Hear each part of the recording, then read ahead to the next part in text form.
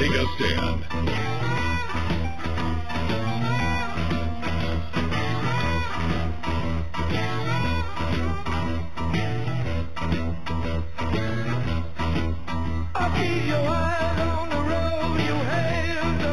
Welcome back to Take a Stand, and we are now going to get our closing statements from each of our candidates who have been kind enough to be with us for the last 2 hours here on Take a Stand.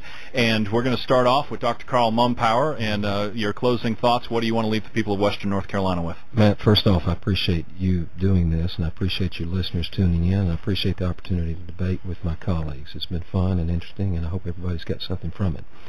Let's talk about why I should be your next congressman. I have a strong history of principles over politics. It's very clear I'll support anybody who I think is right. I'll fight anyone who I think is wrong, regardless of party or power.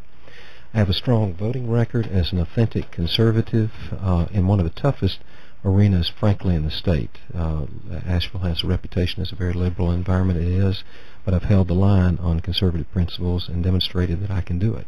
Washington is no different than Asheville. It's just a bigger arena. I always work with people, but I never abandon principles. There are two Heath Schulers. There's the one in Washington that votes as a Nancy Pelosi puppet, and I'll use the word 80% of the time. There's the one in Western North Carolina that talks as a conservative. I can take on both of them. I believe I have the combination of heart, experience, background, principles, and energy to do that and do it in responsible fashion. I make a pledge to the people of Western North Carolina. I will not change when I go to Washington. My goal, and I believe I've demonstrated that I have the strength of will to do that, is to try to change Washington. Spence Campbell, your chance for a final thought and message that you want to leave with the people of Western North Carolina. Great. Thanks, Matt and Agnes, for the pleasure of being here and participating in the debate, and thanks to the listeners for taking the time to ask some pretty insightful questions.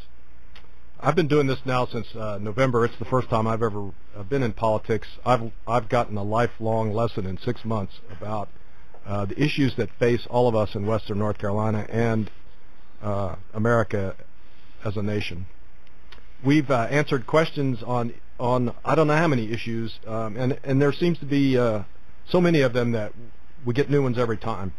And I think we spend a lot of time doing that to the detriment of what the real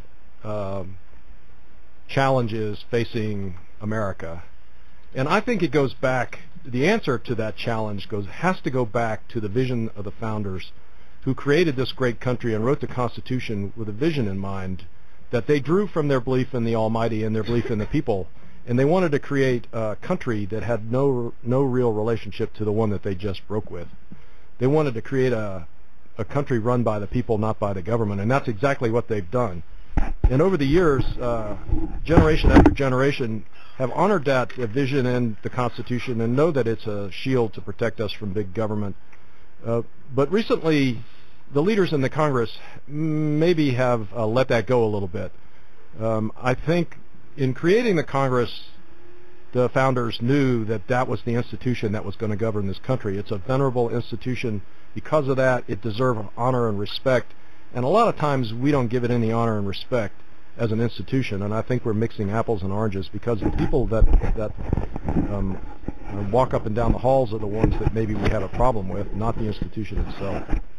The real problem for me is we, the people of America and Western North Carolina, have been left out of the equation in too many decisions that affect our lives. And what we really need to do is have a representative that can connect the people back to the halls of Congress and do that with respect. I think you do that on the basis of some things we don't talk about much: leadership skills, judgment, and actually the principles that guide us in how we do business as conservatives, as Americans, and as residents of Western North Carolina. I think leadership in Congress depends on an understanding of what that institution is all about, and the recognition that it's existed for 230 years, and it's not going to change just because you go up there or I go up there. It's going to be there for me to take advantage of on your behalf, and I have the leadership skills, I believe, because of my life experience to do that. I know where to pick my fights, and I know where not to pick my fights. I know how to build teamwork, work as a team player to get what we need to get done. And I have the judgment to know how to go about doing that in a respectful way on behalf of the people of this district. Two issues that I want to point out. Foreign policy and national security are talked about all the time. We have, some of us, distinct differences in those areas. And I would say to you that my experience in the military tells me that the foreign policy of this nation is one of the most critical functions of government if it is going to fulfill its obligation to secure this nation. And I will promote foreign policy and national security issues every time I have a chance. And I will conduct my leadership skills on the basis of commitment to you, the competency to get the job done, the courage to stand up to those who don't see eye to eye with me, and the compassion that you need to understand that government, it has to be about the people, not the party. Having said that, it's been a great afternoon, and I really appreciate it. Thanks for having us. I look forward to doing it again. All right. Thank you, Colonel Campbell. And John Armour. Thank you, Matt. And this and your listeners has been a very valuable experience. I'm going to talk about something that might seem minor, but it's not minor. It's very illustrative. As you know, Carl Mumpower put out a press release for this occasion that we're doing right now, and he referred to Spence Campbell as a retired insurance agent. Spence Campbell spent a full career in the U.S. military, honorably, and ably, and that is thrown out. And he refers to me as a longtime Washington lawyer to imply that I've sold out to the special interest. Well, when you try to belittle your opponents like this, that's just childish behavior. The bottom line is, I've never said a harsh word personally about Spence Campbell, and he hasn't about me.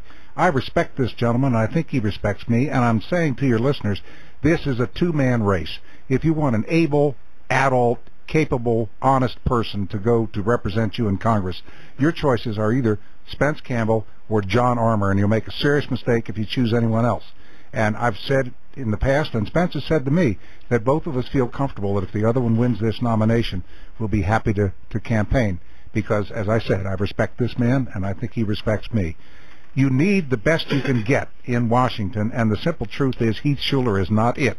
So you've got to think about who will be the most capable person with the right conservative issues and the right background and experience, and also the question of who can best be able to defeat Heath Shuler. And that's the bottom line.